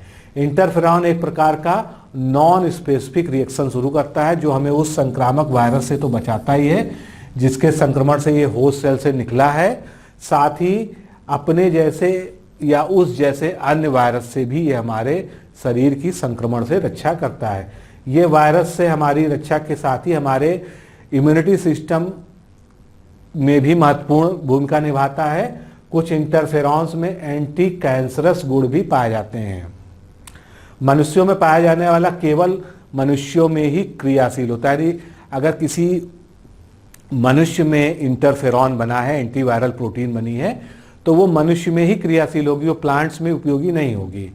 हर प्रजाति में इंटरफेरॉन अलग अलग प्रकार का होता है, परंतु ये सभी वायरस पर प्रभावी होता है। तो इसको हम क्या कह सकते हैं? Interferons are specific species but virus non specific. ये वायरस के mRNA को राइबोसोम से जुड़ने से रोक देता है। जब वो हमारे राइबोसोम से नहीं जुड़ पाएगा तो क्या होगा? प्रोटीन सिंथेसिस नहीं हो पाएगी, क्योंकि राइबोसोम पर क्या होता है? प्रोटीन सिंथेसिस होती है, तो प्रोटीन का निर्माण नहीं हो पाता है। अब इंटरफेरॉन के टाइप क्या हैं? इंटरफेरॉन अल्फा, ये वायरस संक्रमित फाइब्रोब्लास्ट कोशिकाओं से निकलता है। इंटरफेरॉन बीटा, ये वायरस संक्रमित ल्यूकोसाइट सेल से निकलता है। इंटरफेरॉन गामा, ये साइटोटॉक्सिक टी सेल तथा किरल सेल से मिलता है। टी सेल्स आप जानते हैं क्या होती हैं? हमारी इम्यूनिटीज के लिए जो है विशेष प्रकार की सेल्स होती हैं। दूसरी तरह का जो है वायरस के अगेंस्ट हमारे शरीर में क्या जो है डिफेंस सिस्टम होता है, उसको हम इम्यूनिटी सिस्टम कहते हैं। एक तो इंटरफेरॉन हो गया, उसके बाद इम्यूनिटी सिस्टम हो गया। तो वायरस एक प्रभावी एंटीजन का कार्य करते हैं। इनके शरीर में प्रवेश करते ही हमारी जो लिम्फोसाइट सेल्स हैं वो सक्रिय हो जाती है। लिम्फोसाइट का काम ही है एंटीबॉडी बनाना एंटीजन के विरुद्ध। तो ये एंटीबॉडी का निर्माण शुरू कर देती हैं और ये उस वायरस के प्रभाव को तो नष्ट करती ही है, साथ में भविष्य में अगर वही वायरस फिर से हमारे ऊपर अटैक करता है तो जो हमारे पहले से एंटीबॉडीज बनी हुई हैं वो जो है वायरस को नष्ट कर देती हैं। तो कोरोना पीरियड में आप लोग ये सब डिस्कशन बहुत सुन चुके हैं। आर्टिफिशियल इम्यूनिटी, अब दूसरा, अभी तो हमने नेचुरल में के 2 तरीके पढ़े, अब आर्टिफिशियल इम्यूनिटी की बात करेंगे। आर्टिफिशियल इम्यूनिटी क्या है? टीकाकरण या वैक्सीनेशन, जिस पर जो है बहुत ज़्यादा रिसर्च होती है और कोरोना पीरियड में भी वैक्सीनेशन का बहुत अच्छा प्रभाव देखने को मिला। बाकी उससे पहले भी सैकड़ों बीमारियां आ चुकी हैं जिनके वैक्सीन्स बन चुके हैं और उनका जो है अच्छा खासा प्रभाव होता है। तो इसमें जो है वैक्सीन के द्वारा हमारे इम्यूनिटी सिस्टम को बढ़ाया जाता है। वैक्सीन एक्चुअल में क्या होता है? इसमें रोग उत्पन्न करने वाले जो रोगाणु होते हैं, क्योंकि वैक्सीन ऐसा नहीं है कि केवल जो है वायरस से ही बनाई जाती है, वैक्सीन बैक्टीरिया से भी बनती है। तो इसीलिए हमने उसको टर्म दिया रोगाणु या पैथोजन। तो इसमें वायरस और बैक्टीरिया दोनों शामिल हैं। तो ये क्या होता है? ये पैथोजन्स का निष्क्रिय रूप या इनएक्टिव फॉर्म होता है जो हमारे शरीर में जो है इंजेक्टेबल या अन्य मेथड से प्रवेश करा दिया जाता है, जिससे हमारे शरीर में एंटीबॉडीज बन जाती हैं। हमारे शरीर को तो ये लगता है ना कि कोई एक्चुअल में हमारे शरीर में एंटीजन आ गया, तो टी लिम्फोसाइट सेल्स एक्टिव हो जाती हैं। वो क्या करती हैं? वो जो है उस जो हमने इनएक्टिव वायरस या बैक्टीरिया शरीर में भेजा है उसके खिलाफ एंटीबॉडीज बना देती हैं और ये अधिक सटीक तथा लंबे समय तक रहने वाली इम्यूनिटी होती है जो हमारे शरीर में स्थापित हो जाता है। अब वैक्सीन्स भी बहुत तरह की होती हैं। हमने कोरोना पीरियड में बहुत सारी जो है वैक्सीन्स के बारे में चर्चाएं सुनी हैं। तो वैक्सीन के टाइप क्या होते हैं? एक तो होता है लाइव एटेन्यूएटेड वैक्सीन, दूसरा होता है इनएक्टिवेटेड वैक्सीन, तीसरा होता है सब यूनिट रिकॉम्बिनेंट पॉलीसेकेराइड तथा कॉन्जुगेटेड वैक्सीन और चौथा टाइप होता है टॉक्सॉइड वैक्सीन। पहले थोड़ा सा इसके बारे में जो है समझ लेते हैं। तो 3 तरह के मुख्य अप्रोच होते हैं हमारे शरीर में वैक्सीनेशन करके जो है आर्टिफिशियल इम्यूनिटी देने के लिए 3 तरह के अप्रोच होते हैं। पहला, यूजिंग ए होल वायरस और बैक्टीरियम, हम पूरे वायरस को जैसा वो है वैसा ही वैक्सीन के लिए इस्तेमाल कर लें। दूसरा है parts that trigger the immune system, उसका कोई ऐसा पार्ट ले लें, मान लीजिए उसका जीनोम हमने ले लिया जो उसके अंदर जो है वायरल जीनोम या बैक्टीरियल जीनोम है, उस जीनोम को लेके हमने जो है शरीर में इंजेक्ट करा दिया जो हमारे इम्यूनिटी सिस्टम को ट्रिगर करता है, यानी उसके खिलाफ एंटीबॉडी बनाने के लिए हमारे इम्यूनिटी सिस्टम को टी लिम्फोसाइट सेल्स को प्रेरित करता है। तीसरा तरीका है जस्ट द जेनेटिक मटेरियल, तीसरा तरीका है कि केवल हम उसके जेनेटिक मटेरियल को यूज करें। और यहाँ पे हमारे पास दोनों ऑप्शन थे कि हम उसकी स्पाइक प्रोटीन को या उसके कैप्सिड को या उसके जीनोम को या जीनोम के स्पेसिफिक पार्ट को जो है हम अपनी वैक्सीन में डाल दें, लेकिन तीसरा तरीका है जस्ट द जेनेटिक मटेरियल। तो ये द होल माइक्रोब अप्रोच हो गया। अब हम बात करते हैं वैक्सीन। तो वैक्सीन जो है इनएक्टिवेटेड भी हो सकती हैं, यानी कि यूं कह लीजिए कि वायरस या बैक्टीरिया का मृत रूप, हमने उसको जो है खत्म कर दिया है, उसमें इन्फेक्शन फैलाने की क्षमता नहीं है। लाइव एटेन्यूएटेड वैक्सीन, यानी कि जो है उसमें जो है वो बैक्टीरिया या वायरस मरा नहीं है लेकिन उनमें जो है रोग फैलाने की क्षमता नहीं है। तीसरा है वायरल वेक्टर वैक्सीन, हम किसी वेक्टर का यूज करके जो है वैक्सीन का निर्माण करें। तो अब थोड़ा सा आपके दिमाग में खाका खिंच गया होगा कि हम वैक्सीन के जो टाइप पढ़ने जा रहे हैं वो जो है क्या क्या हो सकते हैं। तो लाइव एटेन्यूएटेड वैक्सीन क्या है?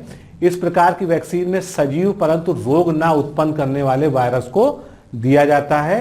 ये वैक्सीनेशन का सबसे इफेक्टिव तरीका माना जाता है, जिसमें केवल 1 या 2 खुराक जो है हमको पूरी जिंदगी जो है इम्यूनिटी देती रहती है।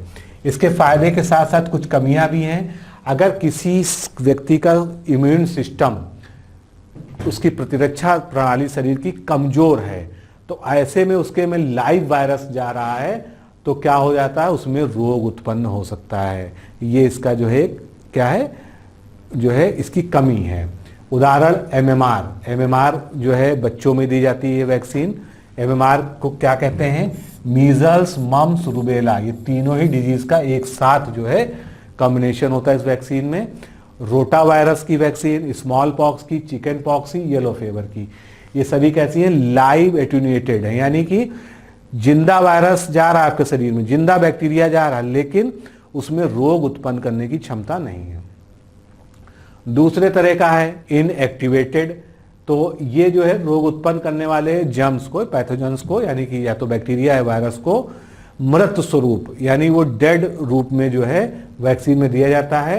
ये लाइव वैक्सीन की तुलना में थोड़ा कम प्रभावी होता है तथा इसके कई खुराक जो है देने पड़ते हैं, बार बार जो है पहली डोज, दूसरी डोज, फिर बूस्टर डोज या तीसरी डोज, फिर बूस्टर डोज, इस तरह से जो है एक निश्चित टाइम स्पैन पर लगातार इसको देना पड़ता है। जैसे कि पोलियो, आप देखते हैं पोलियो का जो पल्स पोलियो अभियान चला वो सालों साल चला जो है, और उसकी कई कई खुराक जो है बच्चों को पिलाई गई, फ्लू के लिए, रेबीज के लिए, हेपेटाइटिस ए के लिए। तो थोड़ा सा आप जो है क्या करेंगे, इनके एग्जाम्पल्स को जरूर याद रखेंगे, क्योंकि ये क्या है ये तो आपको समझ में आ गया। तीसरा है सब यूनिट, रिकॉम्बिनेंट या पॉलीसैकेराइड या कॉन्जुगेटेड वैक्सीन। सब यूनिट मतलब किसी वैक्सीन का किसी वायरस या बैक्टीरिया का कोई पार्ट, चाहे वो जीनोम का हो, चाहे कैप्सिड का हो, या कोई और उसका जो है स्पेसिफिक पार्ट हो। रिकॉम्बिनेंट का मतलब उसके जीनोम में छेड़छाड़ करके, मान लीजिए उसका जीनोम इन्फेक्शन फैलाने वाला था, उसके जीनोम में हमने जो है कुछ जो है रिकॉम्बिनेंट डीएनए टेक्नोलॉजी का इस्तेमाल करके उसके जीनोम में फेरबदल कर दिया, जिससे वो इन्फेक्शियस नहीं रह गया। पॉलीसैकेराइड या कॉन्जुगेटेड वैक्सीन, अब इसको समझ लीजिए, इसमें रोग उत्पन्न करने वाले जर्म्स में किसी विशेष भाग, जैसे प्रोटीन है, शुगर है, कैप्सिड है आदि को वैक्सीन में दिया जाता है। इसमें बहुत सक्रिय एंटीबॉडी का निर्माण होता है जो वायरस के महत्वपूर्ण भाग को नष्ट कर देती है तथा इस संक्रमण उत्पन्न करने लायक उसको नहीं छोड़ती है। यह सर्वथा सुरक्षित होता है और कमजोर प्रतिरक्षा तंत्र यानी वीक इम्यून सिस्टम वाले लोग भी इसको ले सकते हैं। इसकी सक्रियता बनाए रखने के लिए समय समय पर इसके बूस्टर शॉट की, यानी मान लीजिए 6 महीने बाद, साल भर बाद, या सभी का अलग अलग शेड्यूल होता है, कोई 5 साल बाद लगती हैं, तो बूस्टर शॉट या बूस्टर डोज दी जाती हैं। उदाहरण याद रख लीजिए, वूपिंग कफ, न्यूमोकॉकल डिजीज। अब ये सब यूनिट अप्रोच के बारे में दिया गया है। ये only uses the very specific part, जैसे कि the sub unit of a virus और bacterium that the immune system need to recognise. अगला टाइप है टॉक्सॉइड वैक्सीन। इसमें जो है जो पैथोजन है उसके द्वारा बनने वाली हानिकारक यानी पॉइजनस सब्सटेंस को जो रोग उत्पन्न करता है उनका वैक्सीन रूप में प्रयोग किया जाता है। जैसे हमारे शरीर में जर्म्स के बजाय जर्म्स के उस हिस्से को प्रतिरक्षा मिलती है जिससे वह रोग उत्पन्न करता है, अतः पूरे जीव के बजाय हमें उस विशेष हानिकारक पदार्थ से प्रतिरक्षा मिलती है जो रोग उत्पन्न करने में सक्षम होता है। मान लीजिए कैंसर फैलाने वाला वायरस है, ऑन्को वायरस है, और हमको पता है कि ये जब हमारे शरीर में जाएगा तो हमारी ऑन्को जीन्स को जो है नुकसान पहुंचाएगा। तो हम क्या करते हैं, हम उसका ऐसा पार्ट अपने जो है शरीर में वैक्सीन के माध्यम से भेजते हैं जो केवल जो है ऑन्को जीन को नुकसान ना पहुंचे ये कार्य करता है। मतलब पूरे वायरस से सुरक्षा देने की जरूरत नहीं है, उस वायरस का जो प्रभाव हमारे शरीर में होता है उसके इफेक्ट को रोकने के लिए दिया जाता है। तो समय समय पर जो है इम्यून सिस्टम को सक्रिय बनाए रखने के लिए इसकी बूस्टर डोज की भी आवश्यकता पड़ती है। वैक्सीनेशन का ये सबसे सुरक्षित तरीका माना जाता है, जैसे कि डिप्थीरिया की वैक्सीन और टिटनेस की वैक्सीन, जिसको आप लोग टीटी कहते हैं। जब कभी चोट वोट लग जाती है तो टिटनेस का इंजेक्शन लगवाना पड़ता है। तो ये सारे जो है वैक्सीन्स हैं जो फिलहाल जो है कोविड-19 की हम बात कर लें तो यहाँ पर कंपनी का नाम भी दिया है, जिसको जैसे फाइजर की है तो इसकी 2 डोज लगेगी, इसको स्टोरेज किन कंडीशन में करेंगे। मॉडर्ना की है तो उसमें 2 डोज लगेगी। फिर वायरल वेक्टर किस में भेजा जाता है, ओस्ट्राजेनेका की जो है, स्पुतनिक की, जॉनसन एंड जॉनसन की। इनएक्टिवेटेड वायरस किस में है, कोरोना वैक में है, सिनोफार्म में है, कोवैक्सीन में है। और प्रोटीन बेस्ड कौन सी वैक्सीन है, नोवावैक्स है। तो चूंकि एक करंट टॉपिक है कोरोना, तो थोड़ा सा इसके बारे में जानकारी जरूरी है। अब आगे बात करते हैं कीमोथेरेपी और एंटीवायरल ड्रग्स की। कीमोथेरेपी तो आप जानते हैं कि कैंसर के अगेंस्ट जो है कीमोथेरेपी दी जाती है, कैंसर के प्रभाव को कम करने के लिए, कैंसर को रोकने के लिए। और एंटीवायरल, किसी भी वायरल जो है डिजीज में जो दवाएं दी जाती हैं वो एंटीवायरल होती हैं। तो वायरस संक्रमण में केमोथेरेपेटिक एजेंट्स अत्यंत लाभकारी होते हैं। साथ ही कुछ एंटीवायरल ड्रग्स भी हैं जो संक्रमण में राहत देते हैं। जैसे कि स्मॉल पॉक्स की बात करें तो थायोसेमी कार्बोजोन ये जो है दी जाती है। इन्फ्लुएंजा में राइबोविरिन या विरजॉल दी जाती है। हार्पीज में डिऑक्सीयूरिडीन दी जाती है। हेपेटाइटिस सी में फोस्कोमेट दी जाती है। एचआईवी में जो है एटीजी यानी एजिटोथाइमेडिन जीडोव्यूडिन दी जाती है। अब एड्स की बात करते हैं। एड्स कैसे फैलता है ये सभी आप लोग जानते हैं। एड्स है क्या, एक्वायर्ड इम्यूनो डिफिशियंसी सिंड्रोम। अब दोस्तों यहाँ पर सिंड्रोम शब्द जुड़ा हुआ है, तो डिजीज और सिंड्रोम में अंतर ये है कि डिजीज में जो है कुछ स्पेसिफिक लक्षण होते हैं और सिंड्रोम क्या होता है, कई सारे बीमारियों का या कई सारी लक्षणों का समूह होता है।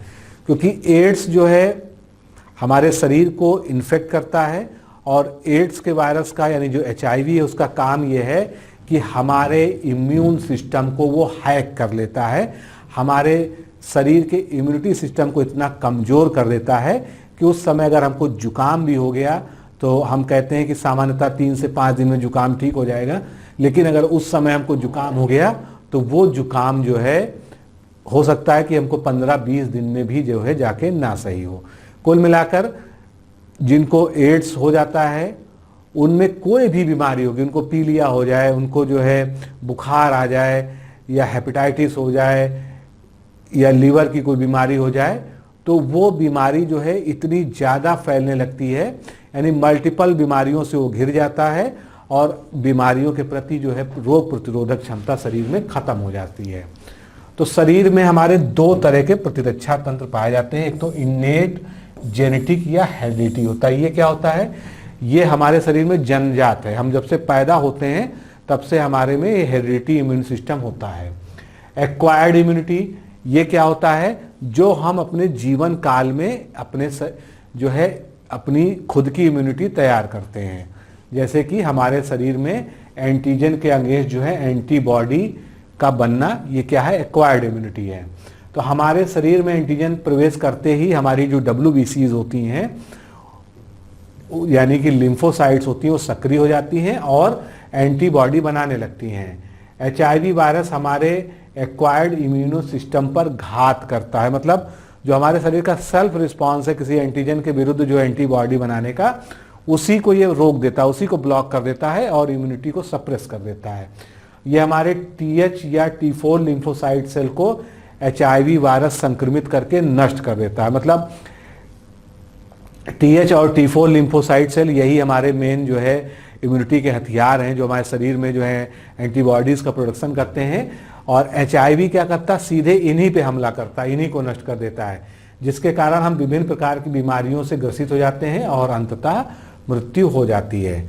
एचआईवी वायरस TH या T4 लिम्फोसाइट को से पाए जाने वाले ग्लाइकोप्रोटीन रिसेप्टर, जिसको CD4 सेल कहते हैं, ये CD4 जो है जांच भी कराई जाती है एचआईवी में, तो CD4 जिसको क्लस्टर डिफरेंशिएशन 4 कहते हैं, CD4 सेल्स से जुड़ जाता है, ये रिसेप्टर्स होते हैं, सॉरी CD4 रिसेप्टर से जुड़ जाता है और इसके पश्चात ये अपने जीनोम को T4 लिम्फोसाइट में प्रवेश करा देता है और एक तरह से हमारे पूरे इम्यूनिटी सिस्टम को हैक कर लेता है।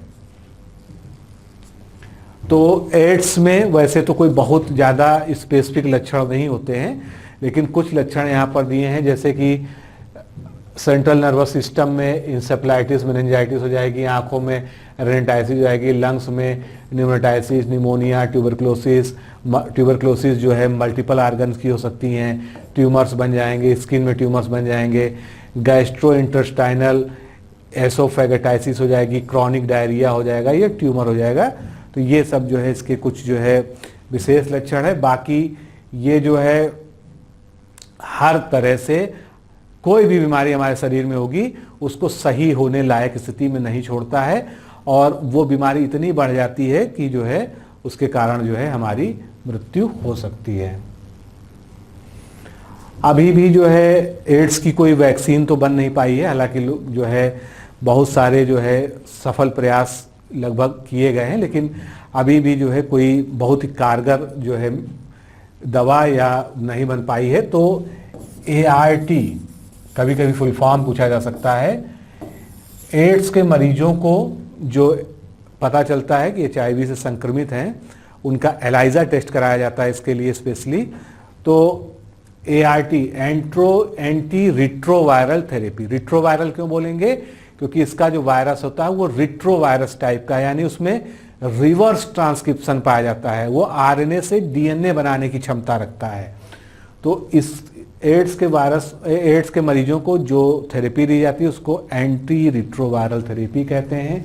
कभी कभी आपके एग्जाम में दवाएं पूछ ली जाती हैं कि ये क्या एड्स के HIV के मरीजों की दवा है, तो ये नाम कुछ याद रख लीजिएगा, ये एड्स में जो है काम आती हैं। ये सिंबल आपने देखा होगा खासकर वर्ल्ड एड्स डे को, तो ये जो है एड्स के लिए HIV के नियंत्रण के लिए सिंबल बनाया गया है। और हमारे देश में जो है एक सरकारी एजेंसी है NACO, NACO, इसका फुल फॉर्म क्या हो जाएगा, नेशनल एड्स कंट्रोल ऑर्गेनाइजेशन। तो इसी जो है इसके द्वारा जो है पूरे देश में एड्स के रोकथाम, नियंत्रण, प्रचार प्रसार, उसके विरुद्ध उसके लिए जागरूकता फैलाने का काम किया जाता है। अगली बीमारी है आपकी कोरोना वायरस, कोविड-19, SARS-CoV-2, बहुत सारे नाम इसके दिए गए जो है। तो इसके बारे में आप लोग अच्छे से जानते हैं, आपने बहुत पढ़ा है, बहुत इससे भयभीत हुए हैं और बहुत ज़्यादा जो है इसके बारे में सुना है, हर चीज़ आप लोग को काफ़ी अच्छे से पता है। तो ये जो है एक उसका डायग्राम है एड्स वायरस का, जो अभी तक जो है पता लगाया गया है। हालांकि इसके बहुत सारे म्यूटेशन हो चुके हैं, बहुत सारे म्यूटेंट बन चुके हैं। तो इसमें जो है स्पाइक ग्लाइकोप्रोटीन पाई जाती है। जो स्पाइक्स आपको दिख रही हैं ये क्या है, स्पाइक्स ग्लाइकोप्रोटीन है। इनका क्या काम होता है, ये required for the entry of infectious virion particle, यानी जो इसका विरियन पार्टिकल है वो एंट्री कराने के लिए ये जरूरी होता है। ये जब हमारी सेल्स में जाके चिपकता है तभी जो है वायरस अपना जो है क्या फैला पाता है, इन्फेक्शन फैला पाता है। फिर ये क्या है, ये मेम्ब्रेन प्रोटीन है, ये मोस्ट एबेंडेंट वायरल प्रोटीन होती है। इसके बाद ये रेड कलर से आप देख रहे हैं, ये इन्वलप ग्लाइकोप्रोटीन है जो smallest among the major structural protein है, और इस तीनों को मिला के मेजर स्ट्रक्चरल प्रोटीन कहते हैं। इसके बाद इसके बीच में आप ये देख रहे हैं जेनेटिक मटेरियल इसका, ये क्या है, न्यूक्लियोकैप्सिड प्रोटीन है plus single stranded positive sense RNA genome है। तो आपसे कभी क्वेश्चन पूछ लिया जाए कि कोरोना वायरस या कोविड-19 के वायरस का जेनेटिक मटेरियल क्या है, तो आपको बताना है सिंगल स्ट्रैंडेड RNA इसका जीनोम होता है, ठीक है। और बाहर ये एक लिपिड बाइलेयर पाई जाती है इसमें। तो ये स्ट्रक्चर है, जैसे बाकी वायरस हैं उसी तरह से थोड़ा सा जो है इस पर फोकस ज़्यादा है। बाकी चीज़ें आप जानते हैं। इसका संक्रमण की पहचान के लिए जो सबसे अच्छा टेस्ट माना जाता है उसको RT-PCR कहते हैं। हालांकि उसकी भी जो है जो एक्यूरेसी है वो 65 से 70% तक मानी जाती है। RT-PCR का फुल फॉर्म है reverse transcription polymerase chain reaction. और उसके अलावा जो है बाकी कुछ और टेस्ट भी होते हैं, क्विक एंटीजन टेस्ट वगैरह, लेकिन वो उतने इफेक्टिव नहीं माने जाते हैं। मूल महामारी जो है जिस वेरिएंट से पूरे दुनिया में फैली, जिसको हम फाउंडर वेरिएंट कह सकते हैं, उसको कुछ लोगों ने वुहान वायरस रखा था, किसी ने चाइनीज वायरस नाम रखा था। तो खैर वो सब चीज़ें अलग है, लेकिन जो ऑफिशियल नाम उसका जो है SARS-CoV-2 है। तो कुछ महीनों में इसका जो है D614G वेरिएंट सामने उभर कर आया और पूरे विश्व में जो है वो प्रसारित हो गया। अब कोविड पे बहुत सारे वेरिएंट्स लगातार खोजे जा रहे हैं, क्योंकि वो लगातार म्यूटेट करता रहता है। लेकिन कुछ जो अभी तक हमको पता है उनकी बात कर लें। और जितने भी वेरिएंट हैं इनको ग्रीक अल्फ़ाबेट्स का नाम दिया जा रहा है, अल्फ़ा, बीटा, गामा, लैम्डा, पाई, ये सब जो इसको नाम दिया जा रहा है। तो डेल्टा वेरिएंट और डेल्टा प्लस। डेल्टा वेरिएंट को इंडियन वेरिएंट भी कहते हैं। ये सबसे पहले भारत में पाया गया था। इसका जो है पूरा सही नाम क्या है? B.1.617.2। तो ये जो है हमारा डेल्टा वेरिएंट हो गया। अल्फ़ा वेरिएंट, ये जो है दुनिया भर में इसने बहुत जो है ज़्यादा तहलका मचाया। B.1.7 इसको नाम दिया गया। इसी तरह से बीटा वेरिएंट की खोज की गई। ये सबसे पहले दक्षिण अफ्रीका में देखा गया। इसका जो साइंटिफिक नेम दिया गया B.1.351 दिया गया। इसके दो और म्यूटेंट पता चले जिनको ये नाम दिया गया। इसके बाद जो है गामा वेरिएंट की बात करें, सबसे पहले गामा वेरिएंट जो है ब्राज़ील में डिस्कवर हुआ था। इसका जो है साइंटिफिक नेम जो है क्या है? P.1 है। P.1 इसका साइंटिफिक नेम है। फिर एप्सिलॉन वेरिएंट जो है, ये इसका वैज्ञानिक नाम B.1427 है। और WHO ने इस वेरिएंट को एप्सिलॉन वेरिएंट का हिस्सा माना। इस वेरिएंट को पहली बार अमेरिका के कैलिफोर्निया में डिस्कवर किया गया। योटा वेरिएंट सामने आया जो सबसे पहले न्यूयॉर्क में देखा गया। ईटा वेरिएंट सबसे पहले जो है ब्रिटेन और नाइजीरिया में देखा गया। फिर जीटा वेरिएंट आया, पहली बार ब्राज़ील में देखा गया। कप्पा वेरिएंट जो बच्चों के लिए जो है, बच्चों में ज़्यादा जो है प्रसार इसका देखा जाता है। तो ये SARS-CoV-2 के डबल म्यूटेशन से बना हुआ है, यानी 2 बार बदलाव होने से बना है। और इसका वैज्ञानिक नाम B.1.617.1 है। कप्पा वेरिएंट कोरोना का नया वेरिएंट नहीं है। WHO के मुताबिक कप्पा वेरिएंट भारत में ही पहली बार अक्टूबर 2020 में देखा गया था। वायरस इतना खतरनाक होता है, इतनी सारी जानें लेता है, लेकिन वायरस के कुछ लाभ भी होते हैं। हानि बहुत ज़्यादा है लेकिन कुछ लाभ भी हैं। तो थोड़े से लाभ पे चर्चा कर लेते हैं हम लोग। जो है वायरस के विभिन्न गुण, जैसे कि सरल संरचना, आसानी से प्राप्त होना, तेजी से मल्टीप्लिकेशन करना, क्रिस्टलाइज हो जाना, ये बहुत उपयोगी एक्सपेरिमेंटल संसाधन होते हैं। इनके द्वारा हम जो है जो जीनोम लेवल पर जो एक्सपेरिमेंट करते हैं, जिसमें जो है बायोटेक्नोलॉजी में जिनका यूज होता है, वहाँ पर ये एक एक्सपेरिमेंटल मटेरियल होता है। वायरस के जीनोम या होस्ट सेल के जीनोम से जुड़ सकते हैं, अतः इनका प्रयोग biotechnology, genetic engineering, gene therapy में किया जाता है एक वेक्टर के रूप में, कि इसके माध्यम से हमको कोई भी चीज़ जो है सेल के जीनोम में पहुंचानी है तो हम पहुंचा सकते हैं। फिर जो बैक्टीरियोफेजेस होते हैं, जैसा कि मैंने बताया था कि वो भी एक बेहतरीन जो है एक्सपेरिमेंटल मटेरियल होता है, जो जीवाणु को मारने के लिए प्रयोग में किया जाता है। और ये जल में उपस्थित जीवाणुओं को मार देता है, उससे सड़ने से बचाता है। गंगा के जल में पाया जाने वाला जो बैक्टीरियोफेज होता है, उसमें उपस्थित जीवाणुओं को मारकर गंगा के जल को शुद्ध रखने की क्षमता होती है। फिर कीट पतंगों को मारने वाले वायरसों का प्रयोग जो है कीटनाशक के रूप में अब किया जा रहा है।